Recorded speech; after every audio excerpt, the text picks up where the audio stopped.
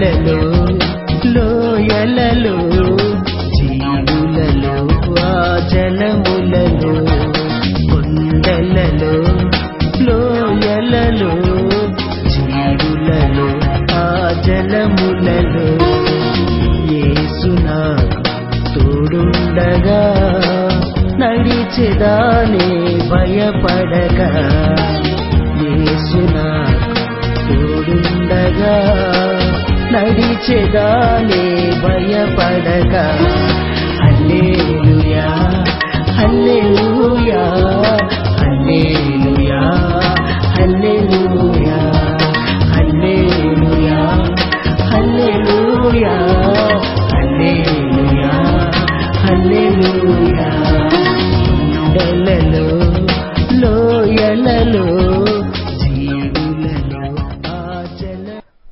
దేవుని నామానికి స్తోత్రం కలుగును గాక.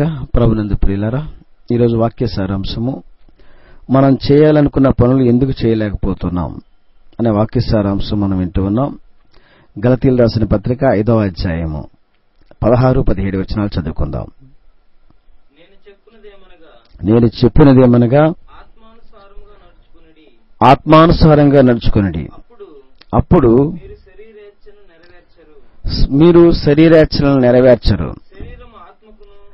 శరీరము ఆత్మకును ఆత్మ శరీరమునకును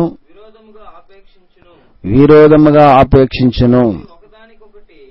ఇవి ఒకదానికి ఒకటి వ్యతిరేకముగా ఉన్నవి గనుక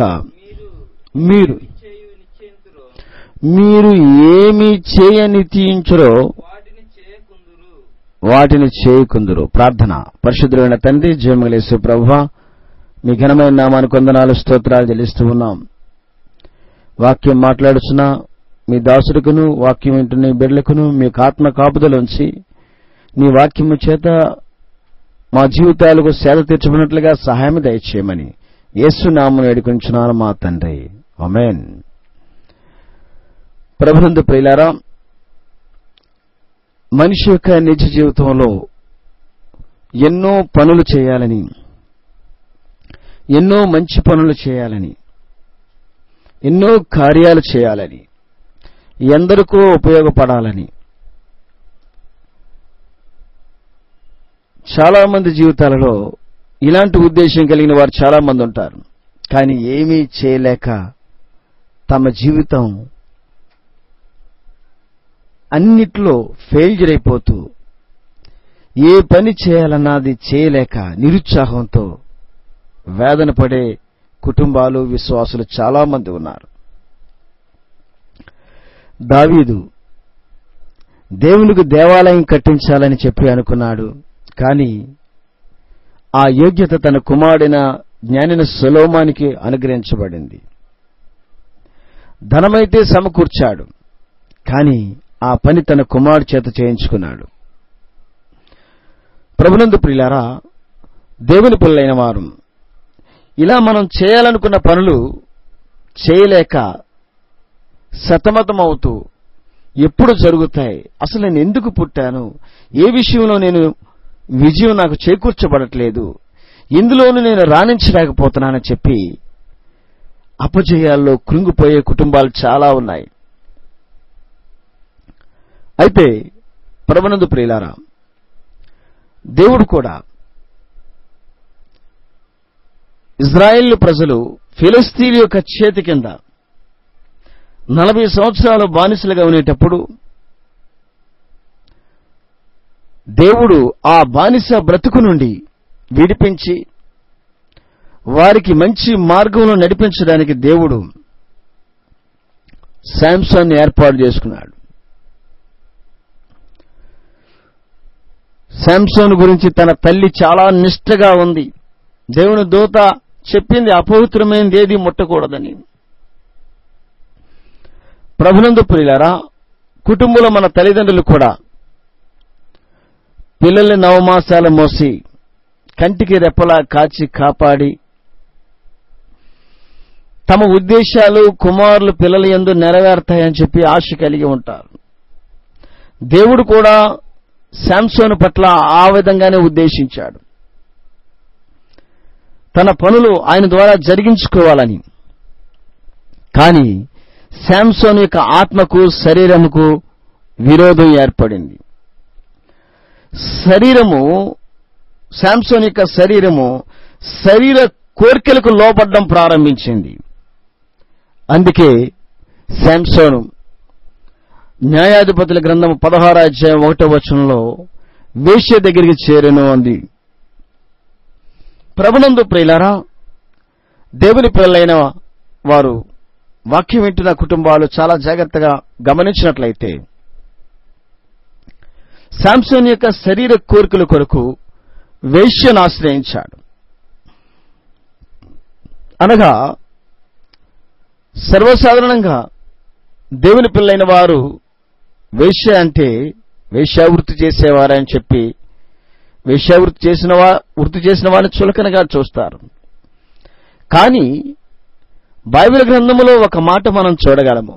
నిన్ను సృష్టించిన వాడు నీకు భర్త అయి ఉన్నాడు అని ఉంది బైబిల్లో. అనగా సృష్టించిన సృష్టికర్త దగ్గర అపనమ్మకంగా జీవిస్తే చాలు, వేశ్యావృత్తి చేయవసరం లేదు. పురుషుడివైనా స్త్రీలైనా సరే అపనమ్మకమైన జీవితము దగ్గర, అంటే అపనమ్మకంగా ఉన్న వ్యక్తుల దగ్గర చేరాడు శాంసోన్.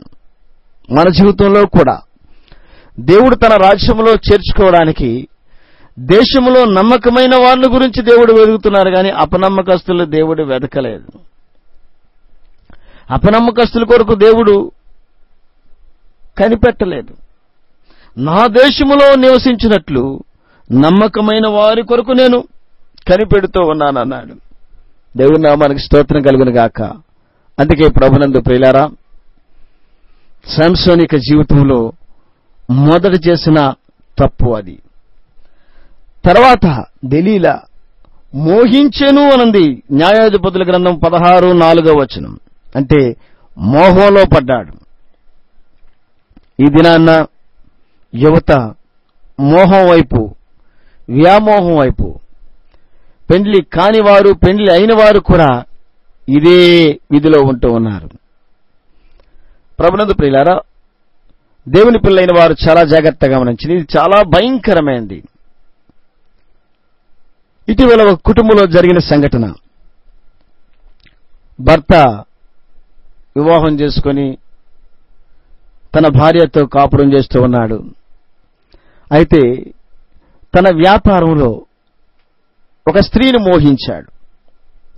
ఆ స్త్రీ కొరకు 35 లక్షలు విలువైన ఒక గృహాన్ని కట్టించాడు. తన భార్యకి అన్యాయం చేసి ఈ మోహించిన ఆమెకు చాలా ఖర్చు పెడుతూ ఉన్నాడు. అయితే ఆ మోహించిన ఆమె కట్టిన ఇల్లు కార్ల షోరూం నడిపిస్తున్న ఒక యజమాని షాప్ ఎదురుగుంటా ఆ గృహం ఉంది. అయితే ప్రభునందు ప్రియులారా, ఆ కారు షోరూం ఉన్న కారు సేల్ చేస్తున్న ఆ యజమాని దగ్గర ఒక డ్రైవర్ పనిచేస్తూ ఉన్నాడు. ప్రతి కారుని బాగా తుడిచి బాగు చేసి కస్టమర్స్ వస్తే ఆ కార్ని, అంటే సేల్స్ లో, అంటే కొనడము అమ్మడము, చాలా కార్లు అమ్మకానికి వస్తూ ఉంటాయి, కొనుగోలు కూడా చాలా మంది వస్తుంటారు. ఈ డ్రైవర్ వారికి చూపించడము, ఒక అరగంటకు ఒక కారు మారుస్తూ ఉండడము చేస్తూ ఉండేవాడు. ఆ కారులు తీసుకెళ్లి ఈ బిల్డింగ్, అంటే ఈ మోహించిన, అనగా ఈ భర్త మోహించిన ఇంటి ఎదురుగుంటా ఈ యవనస్తుడు ఆ కారులు తిప్పుతూ అక్కడ కనబడుతూ ఉండేవాడు. ఈ మోహింపబడిన ఈ స్త్రీ ఇప్పుడు ఈయన తన యజమాను గృహాన్ని కట్టించిన వ్యక్తిని మోసగించి, ఈ అబ్బాయి రోజుకో కారు మార్చుకొస్తున్నాడు కాబట్టి చాలా పెద్ద ధనవంతుడై ఉంటాడని ఈమె అతనికి తెలియకుండా ఈ యవనస్తును మోహించింది. ఒకరోజు ఇద్దరు ఏకమయ్యారు. తన ఉంచుకున్న భర్తకు తెలియకుండా మనిద్దరం పెళ్లి చేసుకుందామని చెప్పి వారిద్దరు పెళ్లి చేసుకుని హనీమూన్ వెళ్లారు. ఈ కార్ షోరూమ్ లో పనిచేస్తున్న ఈ డ్రైవర్ ఏం చేశాడంటే, కొంతమందిని తన స్నేహితులు పిలిపించి ఆ ఇంటికి సంబంధించిన డాక్యుమెంట్స్ అంతా ఈ అమ్మాయి చేత, ఏం కాదు మా నాన్నగారికి ప్రాపర్టీ ఉంది, ఆ ప్రాపర్టీ నీ పేరు మీద రాయడానికి మరి దీని మీద సంతకాలు చేయని చెప్పి సంతకాలు చేయించుకొని ఆ గృహాన్ని ఈమె పేరు పెట్టి రాయించుకున్నాడు. మనం హానీమూన్ వెళ్దామని చెప్పి ఇద్దరు హానీమూన్ వెళ్లారు. హానీమూన్ వెళ్ళిన తర్వాత ఈమెని ఎక్కడ హానీమూన్ తీసుకెళ్లాడు అక్కడ విడిచిపెట్టి మళ్ళీ ఈయన తన స్వప్రదేశానికి వచ్చేశాడు. ఏంటి ఈయన ఎంతకీ రాడు, ఈయన ఏం చేశాడు అని చెప్పి ఈమె వేదన పడుతూ ఉంది. ఒకవైపు ఒక ఆయన్ని మోసగించి ఈమె చాలా వేదన పడుతూ ఉంది. యవనస్తుడు రాకపోయేటప్పటికీ మరలా సిటీ వచ్చేసి తన గృహానికి వెళ్ళేటప్పటికీ అది వేరే వాళ్ళు కొనుక్కొని అందులో పార్టీ చేసుకున్నారు. ఇది నా ఇల్లు, నా భర్త నా కోసం ఈ ఇల్లు కొన్నాడని చెప్పింది. నీ భర్త కాదు ఇది, ఇదిగో నీ సంతకాలు, ఇది ఈ గృహం అమ్మబడింది, నేను కొనుక్కున్నాం, ఇక్కడ నీకు స్థానం లేదని చెప్పి ఆ స్త్రీని పంపించారు. ప్రభునందు ప్రియులారా, సంసారపక్షంగా జీవిస్తున్న ఒక ఆయన చేతి గృహాన్ని కట్టించుకున్న ఈమె ఆయనకి నమ్మకంగా లేకుండా ఈ యవనస్తును మోహించి ఈమె మోసపోయింది. ఈ యవనస్తుడు పనిచేస్తున్న యజమానుడి కారుల్ని తన కారులుగా చలామణి చేసి ఆమెను మోసగించాడు. చూడండి వ్యామోహం ఎంతవరకు తీసుకెళ్లిందో. ప్రభునందు ప్రియులారా, ఈమె ఇంకా పిచ్చిదానిలాగా ఆ ఏరియాలో ఒక దేవాలయం ఉంటే ఆ దేవాలయంలో కాయగూరలు కోయడము, అక్కడ చీపురుతో తొడ్డము పని మనిషిగా వెళ్ళింది. 35 లక్షలతో ఖర్చు పెట్టి నెలకు కొన్ని వేల రూపాయలు ఖర్చు చేస్తున్నా ఆయన దగ్గర అపనమ్మకంగా ఉన్నందువల్ల తన జీవితం అతన్ని మోసగించింది. ఈమెనేమో ఆ కుర్రవాడు, ఆ డ్రైవర్ మోసగించాడు. అందుకే వ్యామోహం వల్ల కొన్ని కుటుంబాలు నాశనం అవుతూ ఉన్నాయి. వ్యామోహం వల్ల దేవుడు శాంసోను పట్ల ఒక ఉద్దేశాన్ని పెట్టుకున్నాడు. ఇజ్రాయేలుని బానిసలుగా మగ్గిపోతున్న ఇజ్రాయేలుని విడిపించాలని ఆ ఉద్దేశాన్ని తన ద్వారా నెరవేర్చుకోవాలనుకున్నాడు. కానీ శాంసోను మొదటగా వేశ్య దగ్గరికి చేరాడు. రెండోది మోహంలో పడ్డాడు. దేవుని పిల్లైన వారి ఈ దినాన్ని కూడా ఎంతో మంది వ్యామోహాలకి లోనై తమ జీవితాలను నాశనం చేసుకునేవారు ఉన్నారు. ఒక దేశంలో ఒక రాణి గారు 38 సంవత్సరాల నుంచి గాడిద పాలతో స్నానం చేస్తుంది. ఆమె ఆ దేశంలో ఉన్న గాడిదలన్నింటినీ పట్టుకోమని చెప్పి కబురు చేసి ఎక్కడున్న గాడిదలన్నీ పట్టుకున్న దేశాల్లో గాడిదలు తక్కువైపోతున్నాయి, క్షీణించిపోతున్నాయి. ఏమిటి అంటే గాడిద పాలు పిండి ఆ పాలతో స్నానం చేస్తూ ఉండేది. ఆ ఇతర దేశపు రాజులు ఏంటి రాణి గారు చేస్తున్న పని ఏంటి అంటే వ్యామోహం కోసం అని చెప్పన్నారు. ఏ వ్యామోహం అంటే సర్వసాధారణంగా గాడిద పాలతో స్నానం చేయకముందు రాణిగారు ఆ ఊరి చివరి ఏటికెళ్లి స్నానం చేసేది. ఒకరోజు ఏటికెళ్తూ ఉండగా గాడిద ఎదురుపడింది. ఈ గాడిద నాకు ఎదురుపడింది, దీన్ని తీసుకెళ్లి దీని పాలు బాగా పిండండి, పితికి నా దగ్గర తీసుకోండి అని చెప్పాను. అది పని మనిషి పాలు పిండి తీసుకొచ్చేటప్పుడు కడవ కింద జారి పడింది. ఆ పాలు ఆమె శరీరం మీద తుల్లాయి. ఎప్పుడైతే గాడిద పాలు ఆమె శరీరం మీద పడ్డాయో ఆమె శరీరం దగదగా మెరడం ప్రారంభించింది. అప్పటి నుంచి గాడిద పాలతో స్నానం చేయాలని, గాడిద పాలతో స్నానం చేయడానికి ఆమె అనేక గాడిదలు పాలు పితికి స్నానం చేస్తూ ఉండేది. ఈ దినాన్ని కూడా దేవుని పిల్లైన వారు వ్యామోహం కొరకు ఎంతో డబ్బులు వెచ్చించేవారు ఉన్నారు.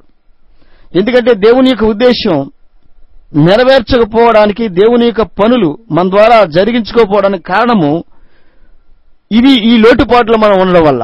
శాంసోన్ ద్వారా దేవుని ఉద్దేశం మరి ఆగిపోవడానికి శాంసోన్లో కొన్ని బలహీనతలు కనిపించాయి. ఎందుకంటే శరీర కోరికలలో మోహం ఏర్పడింది. తర్వాత ఆమె దగ్గర చేరిన తర్వాత శాంసోన్ యొక్క బలం ఎక్కడ ఉందా కనుక్కోవడానికి ఆమె లాలనా మాటలు చెప్పింది. శాంసోను నీ బలం ఎక్కడుందా కనుక్కోవడానికి లాలనా మాటలు. దేవుని పిల్లైన వారు ఈ దినాన్ని కూడా అలాంటి మాటలకు లోనైపోయి తమ జీవితాలు నాశనం చేసుకునే వారు చాలా మంది ఉన్నారు.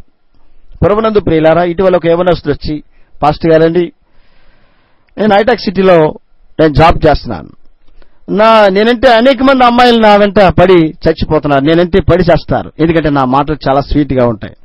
కానీ నేనంటే ఒక అమ్మాయి అసహించుకుంటుంది, నేను ఇష్టపడే అమ్మాయి నన్ను ద్వేషిస్తుంది, ఆమె గురించి ప్రార్థన చేయండి అంటున్నాడు. అంటే నా పని ఈ డ్యూటీ ఇదే మాట. నేను అన్నాను, అయ్యా అది కాదు, ముందు దేవునితో నువ్వు సావాసం చేయి. నువ్వంటే చాలా అమ్మాయిలు పడి చేస్తున్నారు, కానీ నువ్వు కోరుకునే అమ్మాయి నీకు దూరం అయిపోతుంది కదా. అసలు ముందు నువ్వు దేవునితో సహవాసం చేయి. నీ పని అది కాదు. నువ్వు వ్యామోహంలో లాలలా మాటల చేత మోసపరచబడి నీ జీవితాన్ని పాడు చేసుకుంటున్నావు అని ఆలోచన కలిగి ఆ యవనస్తుడి గురించి ప్రార్థన చేయడం ప్రారంభించాం. మనం చేయాలనుకునే పనులు ఎందుకు చేయలేకపోతున్నామంటే ఇది అపనమ్మకమైన జీవితం, మోహం, లాలనా మాటలు. శాంసోను తన జీవితంలో నీ బలం ఎక్కడుందని చెప్పి తన మోహించిన ఆమె వేధిస్తూ ఉండగా విసుగుదల ఏర్పడింది. దేవుని పిల్లలైన వారు మన జీవితంలో చూసినట్లయితే ప్రార్థన చేసేవారు, దేవుని వెంబడించేవారు కూడా ప్రార్థన చేసి చేసి విసుగుదల పొందిన వారు చాలా మంది ఉన్నారు. నిత్యము విసుగుగా ప్రార్థన చేయమని బైబిల్లో ఉంది. ఒక అన్యాయం చేసే న్యాయాధిపతి దగ్గరికి వెధవరాలు వెళ్లి తన గొడవను గురించి గోజాడింది. ఒకసారి గోజాడి విడిచిపెట్టలేదు, మాట మాటికి గోసాడింది. దేవుడు నామానికి స్తోత్రం కలుగును గాక. మాట మాటికి గోజాడింది అంటే ఆయన కనికరం కలిగినట్లుగా. ఒక అన్యాయం చేసి క్రూరుడిగా, హింసకుడిగా, దోషికుడిగా ఉండే వ్యక్తి హృదయం కరగడం అంటే చాలా కష్టం. అలా అన్యాయస్తుడైన ఆ న్యాయాధిపతి హృదయమే కరిగింది కదా. దేవుని పిల్లలైన వారు ప్రార్థన చేసేవారు దేవుని దగ్గర మాటి మాటికి, అంటే ఆ దేవుడు ఆ కార్యం చేసే వరకు ప్రార్థన చేస్తే దేవుడు ఎందుకు చేయడు ఆ కార్యము? కానీ అలా చేయకుండా విసుగుదల చెందేవారున్నారు. విసుగుదల వల్ల శాంసోను యొక్క జీవితానికి ముగింపు ఏర్పడింది. ఇజ్రాయెల్ మీద మోషే విసుక్కునేటప్పుడు కూడా మోషే కూడా కానాను దేశంలో ప్రవేశించకుండా తన జీవితం అక్కడ ముగిసిపోయింది. అందుకే విసుగుదల చాలా ప్రమాదకరమైంది. దేవుని పిల్లైన వారు ఈ దినాల్లో కుటుంబాలలో అత్త మీద కోడలు, కోడల మీద అత్త. ఒకసారి దేవాలయానికి ఇద్దరు వచ్చారు, అత్త కోడలు ప్రార్థన చేయడానికి. నేను ఆ దేవాలయం బలిపీఠం మీద డయాస్ ఇలా ఉంది, ఆ డయాస్ కింద మోకాళ్ళ మీద ప్రార్థన చేస్తున్నాను. నేను వారికి కనిపించలేదు దేవాలయంలో. ముందు కోడలు వచ్చి ప్రార్థన చేస్తుంది. తన జీవితం విసుగుపోయిందంట. ప్రభువా, ఈ జీవితం అంటే నాకు చాలా విసుగుదల వచ్చింది, ఎందుకంటే నా అత్త వల్ల. నా అత్తని ఎప్పుడు తీసుకుంటావో ప్రభువా, తీసుకోండి ప్రభు అని ప్రార్థన చేస్తుంది. ఇది ఆమె చేసిన ప్రార్థన. ఆమె వెళ్ళిపోయింది, అత్తగారు వచ్చింది.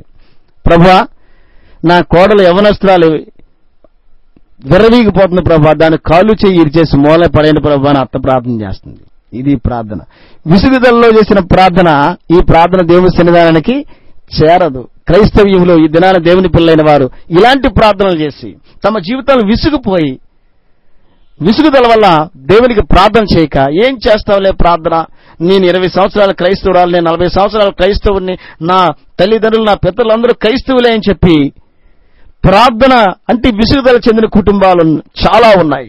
ఎందుకంటే పాపం మనం చేసి భారం భక్తుల మీద వేసే భక్తులు ఎక్కువైపోయారు. ఇప్పుడు పాపం మనం చేసి, నువ్వు సిగరెట్లు తాగుతున్నావు, నీలో మోహం ఉంది, నీలో వ్యామోహం ఉంది, అది నువ్వు నీ నోటితో ఒప్పుకోవాలి. నువ్వు నీ చేతులతో నీ నోట్లోకి భోజనం పెట్టుకుంటావు, కానీ నువ్వు సేవకుని నోట్లో భోజనం పెట్టావు కదా. అలాగే నువ్వు కక్కుకుంటే నీ నోట్లోంచి వాంతి రావాలి, కానీ సేవకుని నోట్లోంచి వాంతి వస్తుందా? నీ పాపం నీ నోట్లోంచే బయటికి రావాలి. అలాగే ఈ దినాన్న పాపం మీరు చేసి భక్తుల మీద భారం పెడతారు, భక్తులు విజ్ఞాపన చేస్తారు, మంచిదే. కానీ ఎవరు పాపాలు వారి నోటితో ఒప్పుకొని విడుదల పొందాలని బైబిల్లో ఉంది. అందుకే ప్రభునందు ప్రియులారా, విసుగుగా చాలా మంది విసుగుపోయి ప్రార్థన చేయక ఆగిపోయిన కుటుంబాలు చాలా ఉన్నాయి. శాంసోను జీవితంలో కూడా విసుగుదల చెందాడు. విసిగి చావగోరెను అంటే మరణాన్ని కోరుకున్నాడు, మరణాన్ని స్నేహించాడు. ఒక శరీర కోరికల వల్ల తన జీవితంలో ఎన్ని పాపాలు ఏర్పడ్డాయో మీరు ఆలోచన చేయండి. ప్రభునందు ప్రియులారా, దేవుని పిల్లలైన వారు చాలా జాగ్రత్తగా గమనించాలి. శరీర కోరికలకు లోబడి తమ జీవితాల్ని, కుటుంబాన్ని నాశనం చేసుకునేవారు ఉన్నారు. ఒకసారి ఒక ఆయన 30,000 రూపాయలు పట్టుకొని ఎడ్లు కొనడానికి ఒక సంతకు ప్రయాణం అయ్యాడు ఒక ప్రాంతంలో. సరే, పొద్దుపోయింది కనుక మార్గం మధ్యలో తన బంధువు ఇంటుంటే బంధువుల ఇంటికి వెళ్ళాడు. బంధువుల ఇంటికి వెళ్ళగానే వారు ఆతిథ్యం ఇచ్చారు. వారు ఇచ్చిన ఆతిథ్యం తీసుకొని, ఈ 30,000 రూపాయలు ఇంట్లో పెట్టండి, రేపు ఉదయం నేను బజారుకి వెళ్ళి ఎడ్లు కొనాలని చెప్పి అన్నాడు. వారికి దురాశ కలిగి వారు ఈ 30,000 రూపాయలుంటే మన కొరకు, మన శరీరం కొరకు చాలా ఉపయోగాలు, కొనుక్కోవలసిన చాలా ఉన్నాయి. భార్యాభర్తలు ఇద్దరు ఆలోచన చేశారు, ఏం చేద్దాం, వీడు మన ఇంటికి వచ్చినట్టుగా ఎవరికీ తెలియదు గనక వీడిని చంపేద్దామని ఆలోచన చేశారు. వారి దగ్గర పనిచేస్తున్న పనివాడిని పాలేని పిలిచి, వారు చాలా కటికిడు, రే ఆ బయట మంచం మీద పడుకున్న వాడిని చంపేయాలి, చంపేసి వాడిని మూట కట్టేసి ఊరు చివర పారేయాలి అని చెప్పి అన్నాడు యజమానుడు. ఇంటికి బంధువు అతిథిగా వస్తే, ఎందుకంటే వీడు చచ్చిపోతే ఆ 30,000 వీరికి మిగిలిపోతాయి. అలాంటి ఆలోచన కలిగి వీరు ప్లాన్ చేశారు. సరే, ఆ రాత్రి మంచం మీద ముసుగేసుకుని పండుకున్న ఈయన్ని, ఆ ముసుగుతో పాటు ఈ ఇంటి యజమానుడు, ఆ పాలేరిద్దరూ పేక బాగా నొక్కేసి చంపేసి మూట కట్టి ఊరు చివర పారేశారు. ముసుగు మీద ఉన్నాడు, దప్పుడు బాగా ముసుగేసుకుని ఉన్నాడు. తెల్లవారు సమయానికి ఆ బంధువు యథావిధిగా మంచం మీద పడుకుని ఉన్నాడు. ఏంటి, రాత్రి చంపేసిన వ్యక్తి ఎలాగా మళ్ళీ మంచం మీద పడుకున్నాడని చెప్పి ఆశ్చర్యం కలిగింది. రాత్రి నీకేం కాలేదా, బయట పడుకున్నావని అడిగారు. నాకేం కాలేదా అన్నారు. నువ్వు బాగానే ఉన్నావని, బాగానే ఉన్నానన్నారు. ఏం జరిగింది? అంతట్లో ఊరి చివర ఒక కాలువలో శవం దొరికింది. ఆ శవం ఏమిటంటే ఈ ఇంటి యజమానుడు కుమారుడిది. ఆ రాత్రి ఏం జరిగిందంటే, ప్రభునందు ప్రియులారా, గాలి తగలక ఉక్కపోసి దోమల బాధకి ఈ అతిథిగా వచ్చిన వ్యక్తి ఊరు బయటికి గాలేసే ప్రాంతం, ఊరు చివరి ప్రాంతానికి వెళ్ళాడు. మిలిటరీలో పనిచేస్తున్న తన కుమారుడు అర్ధరాత్రి వేళ వచ్చి, చెయ్యి ఇరిగిపోయిన కుమారుడు వచ్చి బయట మంచం దుప్పటి కనుక ముసుగేసుకుని పడుకున్నాడు కొడుకు. ఈయన అనుకున్నాడు, ఇంటికి అతిథిగా వచ్చిన వ్యక్తి ముసుగేసుకుని పడుకున్నారని చెప్పి తన సొంత కొడుకునే పేక పీసుకి, అంటే ఈయన మిలిటరీ నుంచి వచ్చి పడుకున్నాడు తెలియకుండా, బయట మంచం ఉంది, ఇప్పుడు తల్లిదండ్రులు డిస్టర్బ్ చేయడం ఏంటి అని మంచం మీద పడుకొని దుప్పటి కప్పుకొని ఉన్నాడు. ఆ ముసుగులో ఉన్న వ్యక్తి తన కుమారునే చంపేశాడు. తండ్రి గుండెలు బాదుకుంటూ ఉన్నాడు, తండ్రి వేదన పడుతూ ఉన్నాడు. ప్రభునందు ప్రియులారా, తండ్రి ఎంతగానో దుఃఖిస్తూ ఉన్నాడు. ఈ విధంగా ఇంత వేదనకర పరిస్థితిలో కూడా ప్రభునందు ప్రియులారా, ఇలాంటి విషయాల్లో ఏమిటి ఈ విధంగా జరిగింది? నేను చేసుకున్న పాపమే, మా శరీర కోరికలు తీర్చుకోవడం కొరకు, మా శరీర కోరికలు తీర్చుకోవడం కొరకు ఈ విధంగా ఇలా జరిగిందని చాలా వేదన పడ్డారు. అందుకే ప్రభునందు ప్రియులారా, మనం చేయాలనుకున్న పనులు ఎందుకు చేయలేకపోతున్నామంటే అపనమ్మకం. అంటే శాంసన్ వేష దగ్గర చేరినట్టుగా అపనమ్మకం దగ్గరికి చేరాడు. రెండవది మోహంలో పడ్డాడు. మూడవది లాలలా మాటలకు లోబడిపోయాడు. నాలుగవది విసుగుదల చెందాడు. ఐదవది చావు కోరుకున్నాడు. చూసారా, దేవుడు ఒక ఉద్దేశంతో తనకి ఇజ్రాయిల్ని విడిపించడానికి దేవుడు ఏర్పాటు చేసుకుంటే, ఇజ్రాయిల్ని ఏర్పాటు చేసుకోవడానికి దేవుడు నియమించుకుంటే దా నియమానికి దూరస్తుడైపోయాడు. ప్రభునందు ప్రియులారా, మనం చేయాలనుకున్న పనులు ఎందుకు చేయలేకపోతున్నాం అంటే శరీర కోరికలకు లోబడిపోవడం వల్ల, ఆత్మానుసారంగా నడవలేకపోవడం వల్ల. ఈ రెండింటి వల్ల మనము ఏం చేయాలనుకున్న ఆ పనులు చేయలేకపోతున్నాం. మనలో ఉన్న ఆత్మకు కూడా కొన్ని లక్షణాలు ఉన్నాయి. ఎందుకంటే మనిషిలో ఆత్మ ఎక్కడ ఉందో యోబు గ్రంథం 32:18 మనం చూసినట్లయితే, అంటే ప్రభునందు ప్రియులారా, మన అంతరంగంలో ఉంది ఆత్మ. మానవులను సృజించింది ఆత్మ. శరీరానికి కొన్ని లక్షణాలు ఉన్నట్లుగా ఆత్మకు కూడా కొన్ని లక్షణాలు ఉన్నాయి. అందుకే నన్ను ఆరాధించేవారు ఆత్మతోనూ సత్యముతోనూ ఆరాధించాలని దేవుడు కోరుకుంటూ ఉన్నాడు. ఆత్మకు కూడా ప్రభునందు ప్రియులారా కొన్ని లక్షణాలు ఉన్నాయి. కీర్తన 108:1 చూసినట్లయితే ఆత్మ స్తుతిగానం చేస్తుంది అని చెప్పి కీర్తనాకారుడు చెప్పాడు. యోబు 6:4 చూసినట్లయితే ఆత్మ త్రాగుతూ ఉంది దేవుని వాక్యాన్ని. దేవుని నామానికి స్తోత్రం కలుగును గాక. యోబు 30:16 చూసినట్లయితే దేవుని వాక్యం విని అది కరిగిపోతుందంట ఆత్మ, పశ్చాత్తాపం పడుతుందంట ఆత్మ. యోబు 32:18 చూసినట్లయితే దేవుని విషయమే ఆత్మ బలవంతం చేస్తుందని కూడా ఉంది. ఆత్మలో ఉన్న లక్షణాలు మీరు చూడండి. 143వ కీర్తన 4వ వచనం చూసినట్లయితే ఆత్మ కృంగిపోద్దని కూడా ఉంది. యెషయా గ్రంథం 61:10వ వచనం చూసినట్లయితే ఆత్మ ఉల్లాసం కూడా పొందుతాదని ఉంది. అందుకే ప్రభునందు ప్రియులారా, ఇలాంటి ఆత్మ దేవుడు మనకు అనుగ్రహించాడు గనక శారీరక కోరికలను జయించి ఆత్మానుసారంగా నడిచినట్లయితే మనం చేయాలనుకున్న పనులు జరుగుతాయి. మనం ఏమైతే మన జీవితంలో తలపెట్టామో ఆ కార్యాలు జరుగుతాయి. ఆత్మానుసారంగా నడవకుండా శారీరక కోరికలను జయించకుండా మనం చేయాలనుకునే పనులు మనం చేయలేం. అందుకే ప్రభునందు ప్రియులారా, ఆత్మానుసారంగా నడిచి శారీరక కోరికలు జయించినట్లయితే నువ్వు జీవితంలో ఏం చేయాలనుకున్నావో, ఏ పనులు చేయాలనుకున్నావో అవి దేవుడు నీ చేత జరిగించడానికి సిద్ధంగా ఉన్నాడు. ప్రభు ఇచ్చిన వాక్యం దీవించుగాక. ప్రార్థన. పరిశుద్ధుడైన తండ్రి, జీవాధిపతి అయిన దేవ, వాక్యం వినిన నీ ప్రియులను మీరు జ్ఞాపకం చేసుకోండి. ఎంతో మంది ఎన్నో పనులు చేయాలనుకుంటున్నారు. తమ పిల్లలకి వివాహం చేయాలనుకుంటున్నారు, తమ పిల్లల్ని డాక్టర్లు చేయాలని, ఇంజనీర్లు చేయాలనుకుంటున్నారు, తమ పిల్లల్ని ఉన్నతమైన స్థానాల్లో నిలబెట్టాలనుకుంటున్నారు, ఒక మంచి పనులు చేయాలని చాలా మంచి తలంపుతో ఉన్నారు. ప్రభువా, ఆ ఉద్దేశాలు, ఆ మంచి పనులు వారి జీవితంలో ఎందుకు నెరవేర్చలేదంటే శాంసోను ద్వారా కూడా మంచి ఉద్దేశాలు కలిగి మీరున్నారు. అపనమ్మకమైన జీవితము, లాలలా మాటలకు లోబడిపోవడము, వ్యామోహానికి లోబడిపోవడము, విసుగుదల, సావు కోరడము, ఇలాంటి విషయాల వల్ల శాంసోను ఇంకా తన ప్రయాణాన్ని ముందు కొనసాగించలేకపోయాడు. ఇది నాన్న శారీరక కోరికలకు లోబడి తమ పనులు నెరవేర్చుకోకుండా అశాంతికి గురి అయ్యేవారున్నారు. ప్రభా, వారిని జ్ఞాపకం చేసుకోండి. ఆత్మానుసారంగా నడిచి శారీరక కోరికలు జయించి వారు పనులు భంగం కాకుండా వారి పనులన్నింటినీ మీరు నెరవేర్చమని యేసు నామమున వేడుకొంచున్నాను మా తండ్రి. ఆమేన్.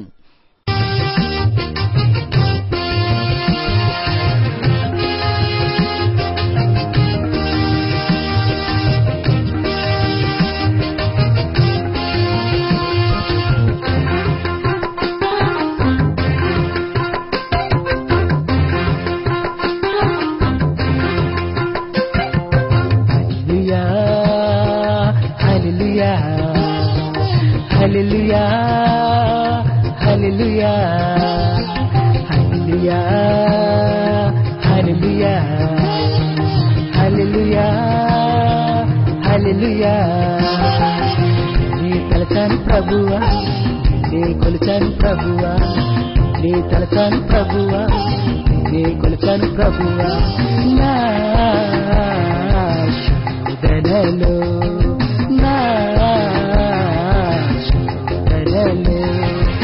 హల్లెలూయా, హల్లెలూయా, హల్లెలూయా, హల్లెలూయా, హల్లెలూయా, హల్లెలూయా, హల్లెలూయా, హల్లెలూయా, హల్లెలూయా, హల్లెలూయా. నీ తలచాను ప్రభువా, నీ కొలిచాను ప్రభువా, నీ తలచాను ప్రభువా, నీ కొలిచాను ప్రభువా. Hallelujah, hallelujah, hallelujah.